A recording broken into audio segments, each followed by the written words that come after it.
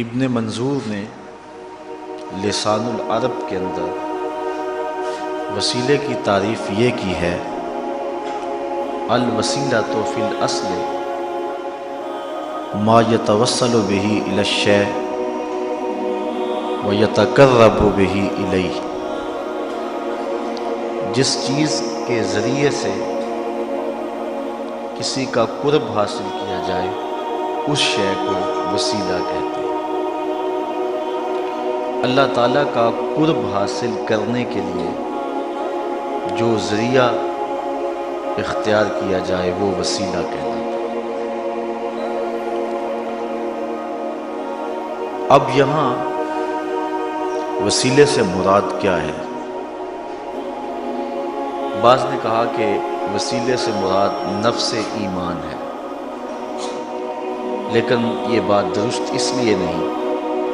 یا ایھا الذین آمنوا، اہل ایمان کو کہا گیا ہے کہ وسیلہ ڈھونڈیں۔ بعض نے کہا یہاں وسیلے سے مراد اعمال صالحہ ہیں۔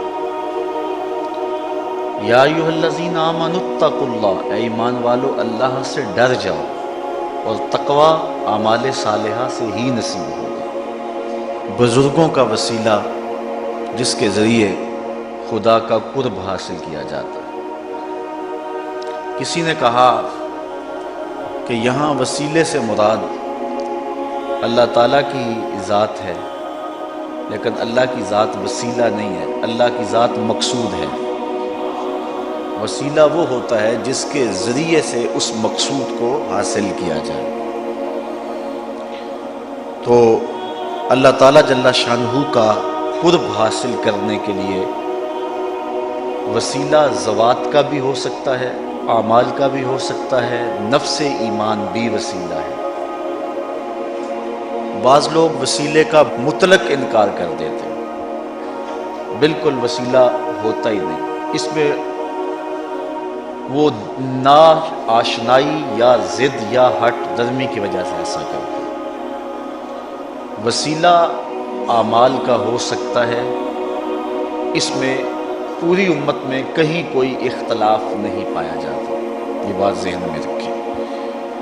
اعمال صالحہ کے وسیلے سے اللہ کا قرب حاصل کیا جائے، اس میں امت کے اندر کوئی اختلاف نہیں ہے۔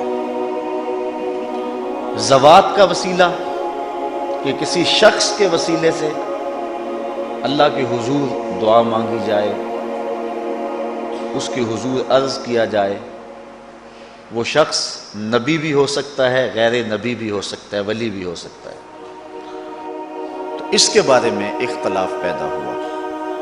سب سے پہلا شخص جس نے اختلاف کیا، امام نبہانی علیہ رحمہ فرماتے ہیں اول من انکر التوسل والاستغاثہ والنداء هو ابن تیمیہ۔ پہلا شخص جس نے وسیلے کا، توسل کا، استغاثہ کا اور ندا کا انکار کیا وہ ابن تیمیہ ہے۔ اس سے قبل امت میں اس عنوان سے کوئی اختلاف موجود نہیں تھا۔ جس طرح کہ شاہ عبدالحق محدث دہلوی فرماتے ہیں مدارج النبوہ کے تتمہ کے اندر کہ اللہ کا شکر ہے کہ بہت سارے معاملات میں اختلاف ہے امت میں، لیکن حضور کی حیات طیبہ کے بارے میں کم از کم میرے دور تک تو کوئی اختلاف نہیں ہے۔ یہ آج سے 300 سال قبل یہ بات، 300-400 سال قبل یہ بات کہہ رہے ہیں حضرت شاہ عبدالحق محدث دہلوی علیہ رحمہ۔ تو معلوم ہوا آج امت کے اندر یہ بھی اختلاف ہے، تو یہ شیخ کے بعد پیدا ہوا ہے۔ شیخ سے قبل باقی جتنی بھی صدیاں گزری ہیں، حضور کی حیات طیبہ کے بارے میں امت میں کوئی اختلاف نہیں ہے۔ سارے یہی کہتے تھے تو زندہ ہے واللہ، تو زندہ ہے واللہ، میرے چشم عالم سے چھپ جائے۔ تو یہ 200-300 سال ہی ہیں جن سالوں کے اندر گڑبڑ پیدا ہوئی ہے، ورنہ اس سے قبل عقائد ستھرے تھے، چشمے صاف بہہ رہے تھے، اور پینے والے بھی سیراب ہو کے پیتے تھے۔ لیکن جس طرح آج کل صاف پانی ملنا مشکل ہے، اس طرح صاف دین ملنا بھی مشکل ہو گیا۔ جگہ جگہ جو ہیں وہ گندے نالے شامل ہو کے اصل صاف پانی کے اندر شمولیت کر گئے، اور کوئی پانی بھی صاف نہیں رہا ہے۔ تو اب بھی ہمیں ڈھونڈنا چاہیے کہ دین خالص کہاں سے ملے گا۔ تو ان دو باتوں پر غور کرنے کی ضرورت ہے۔ شیخ عبدالحق محدث دہلوی کسی عام شخص کا نام نہیں ہے۔ سرفراز احمد صفدر گکھڑوی لکھتا ہے کہ بر صغیر پاک و ہند میں میری نظر میں شیخ محقق سے بڑا اور بالغ نظر محدث نہیں دیکھا۔ وہ سب سے بڑا اور بالغ نظر محدث شیخ عبدالحق محدث دہلوی علیہ رحمہ فرما رہے ہیں کہ اللہ کا شکر ہے بڑے موضوعات پہ اختلاف ہوا لیکن حضور کی حیات طیبہ میں اختلاف تو نہیں ہے۔ اور امام نبہانی کہتے ہیں اول من انکر التوسل والاستغاثہ والنداء ہوا ابن تیمیہ، پہلا شخص جس نے توسل کا استغاثہ کا انکار کیا وہ ابن تیمیہ تھا، ورنہ پہلے سارے جھولی پھیلا پھیلا کے حضور کی بارگاہ میں استغاثہ کیا کرتے تھے اور حضور کے وسیلے سے دعائیں مانگا کرتے تھے، اور اللہ تعالیٰ حضور کے وسیلے سے مانگی ہوئی دعا اور حضور کے صدقے سے مانگی ہوئی التجا کو قبول فرماتا تھا۔ اور یہ صرف حضور کے آنے کے بعد ہی نہیں، حضور کے آنے سے قبل بھی حضور کے وسیلے سے دعائیں مانگی جاتی تھی۔ قرآن مجید اٹھائیں، اللہ تعالیٰ ارشاد فرماتا ہے وَقَانُوا مِن قَبْلُ يَسْتَفْتِحُونَ عَلَى الَّذِينَ كَفَرُوا فَلَمَّا جَاءَهُم مَّا عَرَفُوا كَفَرُوا بِهِ فَلَعْنَةُ اللَّهِ عَلَى الْكَافِرِينَ۔ یہ یہودی یہ حضور کے آنے سے قبل حضور کے وسیلے سے دعا مانگا کرتے تھے، لیکن جب حضور تشریف لے آئے تو انہوں نے فلما جاءہم ما عرفوا کفروا بہ، تو پھر انہوں نے حضور کا انکار شروع کر دیا۔ تو حضرت معاذ بن جبل رضی اللہ تعالی عنہ نے یہودیوں کو کہا پہلے تو اس نبی کے وسیلے سے دعا مانگتے تھے، اب یہ نبی جلوہ فراز ہو گیا ہے تو مخالفت کرتے ہو۔ تو حضور علیہ السلام کے صدقے سے وہ دعائیں مانگا کرتے تھے، حضور کے وسیلے سے وہ دعائیں مانگا کرتے تھے۔ تو امت کے اندر یہ شائع رہا ہے اور حضور سے قبل بھی حضور کے وسیلے سے دعا مانگی جاتی رہی ہے۔ آقا کریم علیہ السلام کی نبوت کے اعلان سے قبل بھی حضور کے صدقے سے دعائیں مانگی جاتی۔ حضور کی عمر ہے 9 سال اور بارش نہیں ہو رہی۔ حضور کے چچا جناب ابو طالب کے پاس لوگ آئے کہ بارش نہیں ہو رہی، کچھ کیجئے۔ کہا بھی کچھ کرتا ہوں۔ حضور کو اٹھایا، کعبۃ اللہ کی دیوار کے ساتھ حضور کی ٹیک لگائی اور کعبہ کی طرف رخ کر کے کہا مالک میں اس گوری رنگت والے بھتیجے کے صدقے سے تیری بارگاہ میں بارش کی دعا مانگتا ہوں۔ تو راوی کہتا ہے چھم چھم می برسنے لگا۔ حضور کے حلیے لوگوں نے بیان کیے ہیں، بہت طویل حلیے انہوں نے حضور کے بیان کیے، لیکن اگر آپ چاہیں کہ حضور کے حلیہ نگاروں میں ہمارا بھی نام آ جائے اور ہم کہیں ہمیں بھی حضور کا حلیہ یاد ہے تو 3 لفظوں کے اندر یاد کر سکتے ہیں۔ کان رسول اللہ صلی اللہ علیہ وسلم ابیض ملیحن مقصدا۔ اچھا اگر عربی یاد نہیں ہوتی تو پنجابی میں سنا دوں۔ مکھ چند بدر شاہ شانی، متھے چمک دی لاٹ نورانی، کالی زلف تے اکھ مستانی ہے، مخمور رکھی ہند مد بھریاں۔ یہ حلیہ جو ہے وہ 2 شعروں کے اندر پیر مہر علی شاہ نے بیان کر دیا۔ تو حضور علیہ السلام سفید رنگ کے مالک تھے، تو حضور کے دادا محترم جب حضور کو پکارتے کہتے یا ابیض، گورے رنگ والے، تو اس لیے حضور کے چچا محترم بھی جب آپ کو پکارتے ہیں تو کبھی کبھی اپنے باپ والے لہجے میں پکارتے ہیں، تو حضور کو ابیض کہتے ہیں۔ تو انہوں نے یہ لفظ کہے وَأَبْيَضُ يُسْتَسْقَى الْغَمَامُ بِوَجْهِهِ سِمَالُ الْيَتَامَى عِصْمَةٌ لِلْأَرَامِلِ۔ پھر انہوں نے کہا یہ میرا گوری رنگت والا بھتیجا جس کے چہرے کو دیکھ کے بادل برستے ہیں، یہ یتیموں کا سہارا ہے اور بیواؤں کا آسرا ہے۔ 9 سال کی عمر ہے حضور کی۔ اللہ اکبر۔ حضرت عبداللہ بن دینار رضی اللہ تعالی عنہ فرماتے ہیں سمیت ابن عمر یتمثل بشعر ابی طالب، کہتے ہیں کہ میں نے حضرت عبداللہ ابن عمر کو دیکھا کہ وہ یہ شعر جو ہے وہ گنگناتے تھے، وَأَبْيَضُ يُسْتَسْقَى الْغَمَامُ بِوَجْهِهِ سمال الیتامى عصمۃ للارامل۔ اور وہ روایت کرتے ہیں حضرت سالم اپنے باپ سے، کہتے ہیں کہ جب میں یہ شعر سنتا ہوں نا تو کبھی مجھے شاعر یاد آتا ہے اور کبھی حضور کا چہرہ یاد آتا ہے۔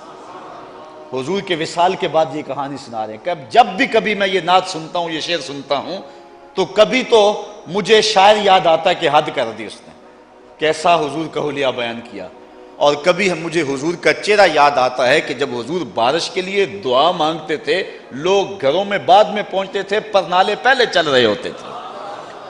تو آقا کریم علیہ السلام کے وسیلے سے حضور کی جب عمر ابھی 8-9 سال ہے، اس وقت بھی دعا مانگی جا رہی۔ وَأَبْيَضُ يُسْتَسْقَى الْغَمَامُ بِوَجْهِهِ، یہ میرا وہ گوری رنگت والا بھتیجا ہے جس کے چہرے کے صدقے سے بارش مانگی جاتی ہے اور بادل امٹ کے آتے ہیں۔ تو حضور سے قبل بھی حضور کے وسیلے سے دعا مانگی گئی، اور حضور نے ابھی اعلان نبوت نہیں کیا تو پھر بھی حضور کے وسیلے سے دعا مانگی گئی۔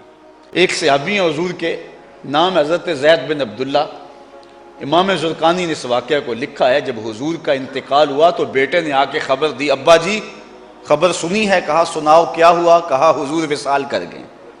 تو انہوں نے ہاتھ اٹھا دیے اور لفظ کیا کہ اللہم اذہب بصری حتی لا ارا بعد حبیبی محمد احدا، اللہ مجھے اندھا کر دے، یہ آنکھیں اس لیے تھی کہ تیرے محبوب کو دیکھتا تھا، اب محبوب نہیں اس دنیا کے اوپر رہے اور تہے مزار چلے گئے ہیں، میں نے آنکھوں کی بینائی کو کیا کرنا ہے۔ اللہ نے دعا قبول کر لی، آنکھوں کی بینائی جاتی رہے۔ کسی نے افسوس کے طور پہ کہا بڑا افسوس ہے کہ تمہاری آنکھوں کی بینائی چلی گئی ہے، تو اس نے کہا افسوس تمہیں ہوگا، مجھے تو کوئی نہیں، میں نے تو اللہ سے مانگ کے لیا ہے، میں حضور کے علاوہ کسی کو دیکھنا ہی نہیں چاہتا۔ یہاں اعلیٰ حضرت کی بھی سنیے، بریلی کی گلیوں سے آج بھی آواز آ رہی، کون نظروں پہ چڑھے دیکھ کے تلواتے۔ تو حضور نے خود تعلیم دی ہے اپنے وسیلے سے دعا مانگی۔ حضور کے آنے سے قبل بھی حضور کے وسیلے سے دعا مانگی جا رہی ہے۔ حضرت آدم علیہ السلام نے اللہ سے کچھ کلمات جو ہیں وہ سیکھ لیے۔ قرآن مجید میں اللہ تعالیٰ ارشاد فرماتا فَتَلَقَّى آدَمُ مِن رَبِّهِ کلمات، کچھ باتیں کلمات حضرت آدم علیہ السلام نے رب سے سیکھی۔ وہ کلمات کیا تھی جو اللہ نے حضرت آدم علیہ السلام کو سکھائے؟ فتاب علیہ، تو ان کی توبہ قبول ہو۔ امام حاکم نے اس حدیث کو روایت کیا ہے۔ امام بخاری اور امام مسلم جن شرائط پہ حدیث لیتے ہیں، حضرت امام حاکم بھی انہی شرائط پہ حدیث لیتے ہیں، اور جو ان سے احادیث رہ گئی ہیں ان کو امام حاکم نے اپنی مستدرک کے اندر درج کیا ہے۔ انہوں نے اس روایت کو بیان کیا ہے اور اس کی علماء نے تصحیح کی ہے کہ یہ حدیث صحیح ہے۔ تو کہتے ہیں وہ کیا کلمات تھے جو حضرت آدم علیہ السلام نے اللہ سے سیکھی، اللہ نے آدم علیہ السلام کو سکھائی؟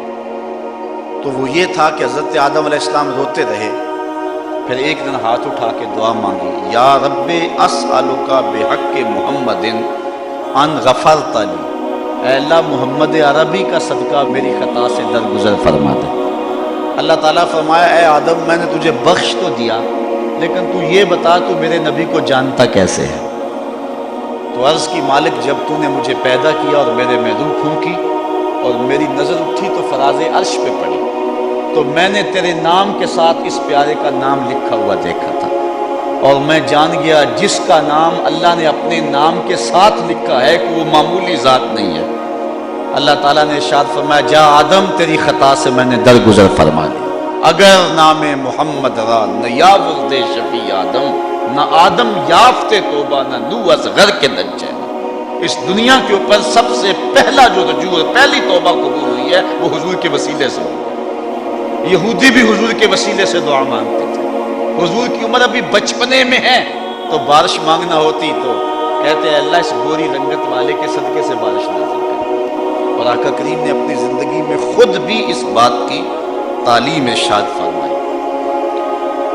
آقا کریم علیہ السلام کے وسیلے سے تو دعا مانگی ہی جاتی ہے اور قبول ہی ہوتی ہے، لیکن حضور کے روضے کے صدقے سے دعا مانگی جائے رد وہ بھی نہیں ہوتی۔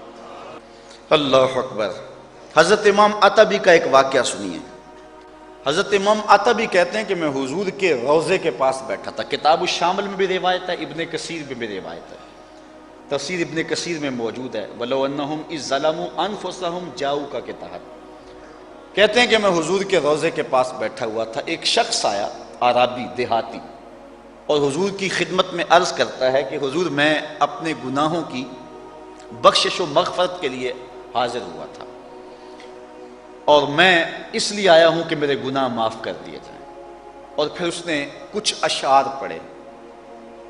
ان میں سے ایک شعر یہ تھا: نفس الفدا لقبر انت ساکنہ فیہ العفاف وفیہ الجود والکرم، کہ میری جان قربان ہو اس قبر پہ جہاں آپ جلوہ فرما ہے.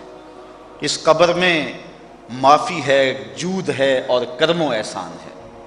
اللہ آپ کو نصیب کرے حضور کی مواجہ شریف والی جو جالی ہے اس کے ساتھ جو ستون ہے، یہ شعر اس پہ آج بھی لکھا ہوا ہے. یہ شعر آج بھی لکھا ہے، یہ بھی نہیں مٹایا گیا، یہ آج بھی لکھا ہوا ہے. کیا شعر ہے؟ نفس الفدا، میری جان قربان، میری جان قربان، لقبر انت ساکنہ، اس قبر پہ جس میں آپ ساکن ہیں، جس میں آپ جلوہ فرما ہیں. کہتے ہیں کہ اس نے یہ شعر پڑھے اور اپنی محبتوں کا اظہار کر کے چلا گیا. وہ چلا گیا تو میری آنکھ لگ گئی. آنکھ لگی تو حضور کا دیدار ہوا. اور آقا کریم نے کیا فرمایا؟ قم یا عطبی والحق الاعرابی فبشرہ ان اللہ قد غفر لہ. اے عطبی اٹھو اور اس دیہاتی کو ڈھونڈو اور جہاں مل جائے اس کو جنت کی بشارت دے دو. تو اس نے حضور کے وسیلے سے اللہ کی بارگاہ میں دعا مانگی. آپ جانتے ہیں جنگ یمامہ جو حضرت خالد بن ولید نے لڑی ہے، اور حضرت صدیق اکبر کے دور میں مسیلمہ کذاب جھوٹی نبوت کا دعوے دار، اس کے مقابلے کے اندر جنگ یمامہ لڑی گئی. اس تو حضرت خالد بن ولید نے حضرت صدیق اکبر کو لکھا کہ اب کیا کریں، ہم اللہ اکبر کہتے ہیں، وہ بھی آگے سے اللہ اکبر کہتے ہیں. البدایا والنہایا میں روایت ہے کہ جب حضرت خالد بن ولید نے لکھا نا حضرت ابوبکر صدیق کو کہ ہم بھی اللہ اکبر کا نعرہ لگاتے ہیں، وہ بھی اللہ اکبر کا نعرہ لگاتے ہیں، دشمن دوست کی پہچان نہیں ہوتی، تو حضرت صدیق اکبر نے کہا کہ وہ اللہ اکبر کا نعرہ لگائیں، تم یا محمد کا نعرہ لگاؤ. اور بدایا والنہایا کے لفظ ہیں کہ نادا بشعار المسلمین وکان شعارہم یومئذ یا محمدا ہو. سارے مسلمانوں کی پہچان جو لفظ تھے اس لفظوں سے بولنے لگے، ان لفظوں سے پکارنے لگے. اس دن مسلمان کی پہچان یہ تھی یا محمدا ہو، یا محمدا ہو. حضرت ابو عبیدہ ابن عامر الجراح رضی اللہ تعالی عنہ نے حضرت کعب بن زمرہ رضی اللہ تعالی عنہ کو ایک محاذ پہ بھیجا. امام واقدی نے اس واقعہ کو لکھا ہے. تو وہاں جب وہ لشکر سے گتھم گتھا ہوئے، پیچھے سے کچھ لوگ آ گئے جن کو انہوں نے گھیرے میں لے لیا. تو یہ لشکر والے لوگ سخت پریشان ہو گئے اور وہ ان کو کاٹنے لگے. تو حضرت کعب بن زمرہ رضی اللہ تعالی عنہ نے اپنے ساتھیوں کو پھر اس وقت جو نعرہ دیا، سنیے وہ نعرہ کیا تھا: یا محمد یا محمد یا نصر اللہ انزل. اے محمد اے محمد، اے اللہ کی مدد آ جائیے، اے اللہ کی مدد آ جائیے. تو یہ اس دن جو ہے وہ حضرت کعب ابن زمرہ رضی اللہ تعالیٰ عنہ نے صحابہ کو نعرہ دیا. حضرت ابن عمر رضی اللہ تعالیٰ عنہ کا پاؤں سن ہو گیا. امام بخاری نے اس حدیث کو روایت کیا ادب المفرد کے اندر. تو کسی نے کہا اذکر احب الناس الیک، جو تجھے سب سے زیادہ پیارا لگتا ہے اس کا نعرہ لگا. تو حضرت جو ہے وہ ابن عمر نے کہا فقالا یا محمدا. تو اللہ تعالیٰ جل شانہ نے ان کا پاؤں فوراً ٹھیک کر دیا. تو یہ امت کا معمول ہے، اگر اس کو ہم شرک کا الزام لگا دیں گے تو پھر امت میں سے کوئی نہیں بچے گا. آپ جانتے جب لاشیں کٹے پڑے تھے، جب گھوڑے کربلا کے شہیدوں کے لاشوں کے اوپر دوڑ چکے تھے، اور حضرت زینب رضی اللہ تعالیٰ عنہ وہاں کھڑے ہو کے مدینے کی طرف منہ کیا تھا. اس کو بھی البدایا والنہایا نے لکھا ہے. تو حضرت زینب نے اس وقت جو لفظ کہے تھے یا محمدا ہو یا محمدا ہو صلی علیک اللہ و ملک السما ھذا حسین بالعرا ہو مزمل بالدما ہو مقطع الاعضاء یا محمدا ہو یا محمدا ادرک لزین العابدین محبوس و عید الظالمین فی الموکب والمزدحم، اے رحمت للعالمین اپنے زین العابدین کی بھی تو خبر لیجئے جو دشمنوں کے گھیرے میں آ چکا ہے۔ اب اہل بیت بھی حضور سے توسل کرتے ہیں اور یوں ندائیں کرتے ہیں، اگر اس کو شرک قرار دے دیں تو صحابہ سے لے کر آج تک امت کا کوئی شخص بھی نہیں بچے گا۔ اس صدی کے یا اس سے پچھلی صدی کے کچھ لوگ بچ جائیں گے، مسلمان رہ جائیں گے، باقی تو سارے مشرک ہو جائیں گے۔ اس لیے صحابہ کا یہ معمول تھا کہ وہ حضور سے استغاثہ کیا کرتے تھے، محبت سے نعرے لگایا کرتے تھے اور اپنی محبت کا اظہار کیا کرتے تھے، اور حضور علیہ السلام کے وسیلے سے اللہ کی بارگاہ میں دعائیں مانگا کرتے تھے۔ حضرت امام مالک رضی اللہ تعالی عنہ کی خدمت میں عباسی خلیفہ آیا اور اس نے کہا مجھے بتاؤ کہ میں حضور کے روضے کے سامنے کھڑا ہو کے دعا مانگوں یا قبلہ کی طرف رخ کر کے ادھر پیٹ کر کے دعا مانگوں؟ تو حضرت امام مالک نے کہا یہ تیرا بھی وسیلہ اور تیرے باپ آدم کا بھی وسیلہ ہے، اس لیے حضور کی طرف رخ کر کے دعا مانگ اور حضور کی خدمت کے اندر استغاثہ پیش کرنا، یہ سلف صالحین کا طریقہ رہا ہے۔